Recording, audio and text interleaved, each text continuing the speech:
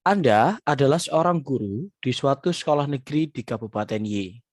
Dalam masa pandemi ini, sudah banyak sekolah yang menggunakan metode PJJ atau pembelajaran jarak jauh menggunakan Zoom Meeting, Google Meet, Microsoft Teams, dan sebagainya sebagai sarana pembelajaran. Akan tetapi, di sekolah Anda belum mewajibkan hal tersebut dengan alasan perbedaan ekonomi peserta didik. Hal yang akan Anda lakukan adalah soal ini terkait dengan kompetensi pengambilan keputusan dengan indikator mempertimbangkan kemungkinan solusi yang dapat diterapkan dalam pekerjaan rutin berdasarkan kebijakan dan prosedur yang ditentukan. Jadi hal seperti ini kan sudah diputuskan oleh wakil kepala sekolah yang bersangkutan, dalam hal ini Waka atau wakil kepala sekolah bidang kurikulum. Nah, jadi kalau ada kebijakan seperti itu di sekolah, maka hal yang kita sebagai guru bisa lakukan adalah opsi B, yaitu mengajar dengan cara merekam materi pembelajaran dalam suatu video dan membagikan linknya karena hal tersebut lebih sedikit menghabiskan kuota. Jadi boleh sih gitu ya. Dia kan mendapatkan poin 4, poin 3. Kenapa tidak 4 gitu ya? Karena ada siswa itu yang lebih cocok dengan penjelasan oleh gurunya.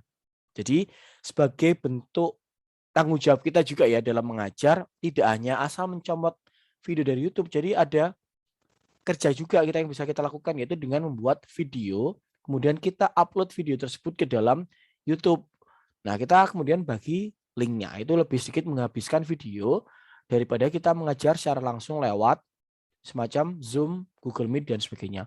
Meskipun memang tidak ada interaksi, tapi paling tidak gitu ya, itu sebagai bentuk ikhtiar kita dalam mendidik atau menjelaskan murid-murid kita. Ibu-ibu, karena di sini sudah ditekankan bahwa ini ya tidak ada atau adanya perbedaan ekonomi, maksudnya seperti itu. Jadi bisa dibilang ada kesenjangan ekonomi dalam peserta didik itu sendiri. Gitu ya. Kita lanjut ke soal berikutnya. Anda adalah seorang pegawai di bagian farmasi di sebuah rumah sakit. Seorang pasien ingin membeli obat-obatan dengan dosis yang cukup.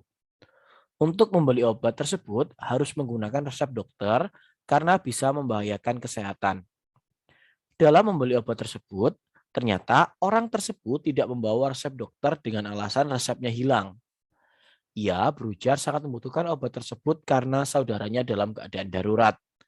Hal yang akan Anda lakukan adalah soal ini terkait dengan kompetensi integritas dengan indikator tidak menjanjikan atau memberikan sesuatu yang bertentangan dengan aturan organisasi.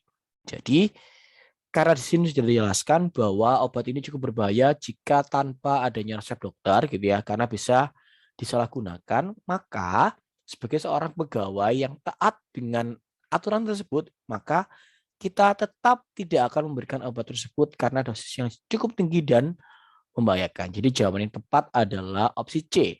Kemudian kita juga bisa berkonsultasi dengan rekan sejawat mendapatkan poin 3, A 2, dan D di sini adalah poin 1. Jadi tidak boleh memberikan sesuatu yang melanggar aturan unit kerja kita ya Bapak Ibu. Kita lanjut ke soal berikutnya. Saya sedang mengerjakan pekerjaan kantor yang harus selesai sore ini. Tiba-tiba ada rekan kerja Anda datang dengan wajah cemberut dan bercerita bahwa ia baru saja dimarahi oleh atasan. Hal yang sebaiknya Anda lakukan adalah soal ini terkait dengan kompetensi komunikasi dengan indikator mendengarkan pihak lain secara aktif, menangkap dan menginterpretasikan pesan-pesan dari orang lain, serta memberi respon yang sesuai. Jadi, yang sesuai dengan ilustrasi soal tersebut dan indikatornya adalah opsi B, yaitu tetap menyelesaikan pekerjaan sambil mendengarkan ceritanya. Nah, di opsi B ini adalah win-win solution yang bisa kita lakukan, yaitu dengan tetap menyelesaikan pekerjaan, jadi akan terselesaikan tanggung jawab kita, tapi kita juga memberikan respon gitu ya dari curhat yang dilakukan oleh teman kita. Jadi jawaban B yang mendapatkan poin terbaik.